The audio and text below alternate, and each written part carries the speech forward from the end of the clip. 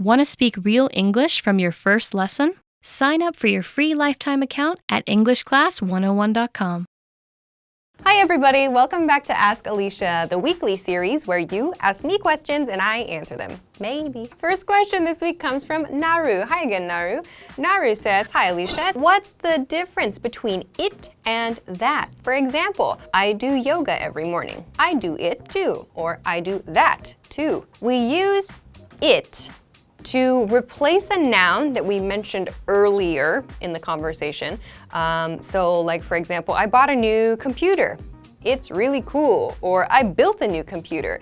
It was really hard. So that it refers to like the process of building a computer, or it refers to like the computer I bought in the first sentence. So we use it to replace that thing, that object, that specific process. When we use that, however, yes, we are talking about something we referred to earlier in the conversation, but we're using it for something that the speaker and the listener shared. It's a shared experience. So if you use that to talk about an experience that you did not share with your listener, it's gonna sound really weird. So in your example, like, I do yoga every morning, and someone says, oh, I do that too. It makes sense because both speakers in that situation have the experience of doing yoga in the morning. If you say, oh, I do it too, it's like, it's not wrong, but it does sound less natural than using that. So when you have a shared experience of a situation, you can use that. I hope that this helps you. Thanks for an interesting question. Okay, let's get on to your next question. Next question comes from Artie. Hi, Artie. Artie says, hi, Alisha. How do you politely ask someone about their health condition? Is it common to use, are you sick? Since sick can also mean crazy or insane. Yeah, good question. And actually, it's totally fine to ask, are you sick? That's totally fine. This depends on your intonation. So if you say, are you sick? And you have this like concerned look and you have this concerned voice, there's not gonna be a communication problem. If you've seen a movie where a character is like, are you sick? Like that's a situation where it's talking about the person's like mental health. They're like, are you crazy? Are you insane? When they use like that shocked, horrified face, like, are you sick? Do you want to fill all those donuts with mustard? That's a situation where you would say, are you sick? And it means crazy or insane. Other ways you could ask would be like, are you okay? Are you feeling okay? Do you have a cold? That kind of thing. Thanks very much for the question. Let's go to your next question. Next question comes from Ismail. Hi, Ismail. Ismail says, hi, Alisha. Thanks for your support. What's the difference between may and might? There isn't really a difference, honestly.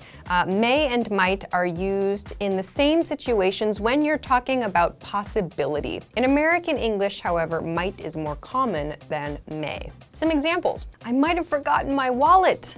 I may have forgotten my wallet.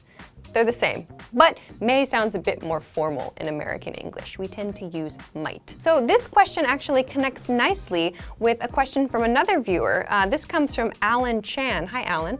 Alan asked, hi, Alisha, how can I use may be, might, and probably? Okay, so we talked about how we use may and might in the same way to talk about possibility. So now let's talk about may and be together. Not maybe, but may be, and might and probably. So let's compare these. We use may and be when we want to talk about something that could possibly be something else. That sounds very open, so let's look at some examples. This may be the restaurant he recommended.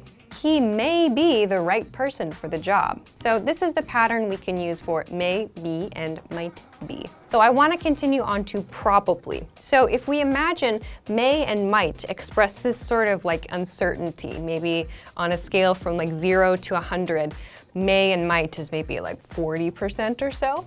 Probably has a much higher level of certainty, like 70% or 80% or so. So we have a pretty good idea of what's going to happen in the future, but there's a little bit of like wiggle room, like we're still not 100% sure. Some examples. I'm probably gonna sleep late tomorrow. She's probably not gonna reply tonight.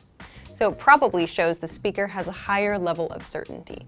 So I hope that this helps you use may and might and maybe and might be and probably and maybe also too. Thanks very much for these 2 questions. Great. Let's move on to your next question. Next question comes from Lombardozzi Marco. Hi, Lombardozzi. Lombardozzi says, can you explain the difference between all and whole with some examples? Sure. Let's begin by looking at some example sentences. My dog ate all the cupcakes. My dog ate the whole cake. My roommate stole all the iPhone chargers. My roommate stole my whole electronics box. You can see in the sentences that use all that we're looking at individual units of something. In the first example sentence with the dog ate all the cakes, all the cupcakes. So we're talking about individual units there. In the second situation, the roommate stole all the iPhone chargers. So we're looking at individual units, one thing, but all of those one things. So when we want to emphasize the unit, we use all plus the unit. You'll also notice that the units use the plural form. We're using the plural form of the noun. So in the dog situation, it's cupcakes. In the roommate situation, it's iPhone chargers. We're using the plural form. However, when we're using whole, we're talking about something that can be broken down into units. So in the dog situation, it's a cake. So one cake can be like many smaller pieces of cake. In the second example sentence, it's about like a box of electronic equipment or like electronic related things. So it's not the things inside the box, it's the complete box. So we imagine that this is like one complete unit, one complete set of something.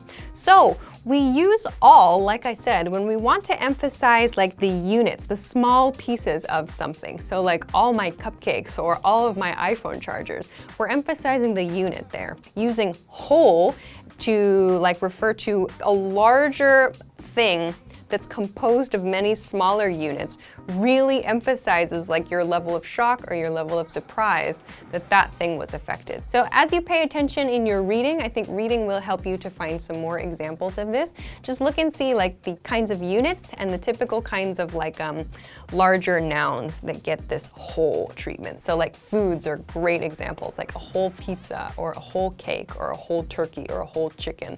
So that refers to one thing composed of many parts. So I hope that this helps you. Thanks very much for the question. Let's go on to your next question.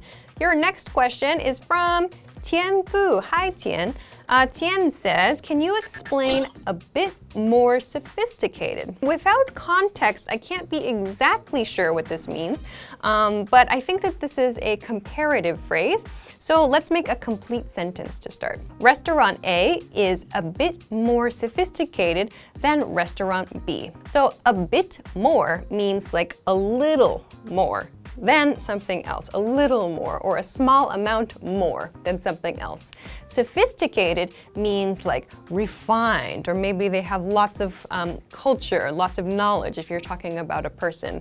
In this case, with the restaurant, maybe it's well-rounded. So there's like lots of kind of experience that was used to make this restaurant. Like the restaurant decorator had lots of worldly experience, or the menu has a lot of like different world flavors. I don't know.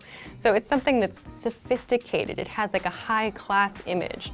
So if you use a bit more sophisticated, it means item A is a higher level of sophistication than item B, in this case, a restaurant. So I hope that this helps with your understanding of the phrase a bit more sophisticated. Okay, that's everything that I have for this week. Thank you, as always, for sending your questions. Remember, you can send them to me at englishclass101.com/ask-Alisha. Of course, if you liked the video, don't forget to give it a thumbs up, subscribe to our channel if you haven't already, and check us out at englishclass101.com for some other things that can help you with your English studies. Thanks very much for watching this week's episode of Ask Alisha, and I will see you again next week. Bye-bye.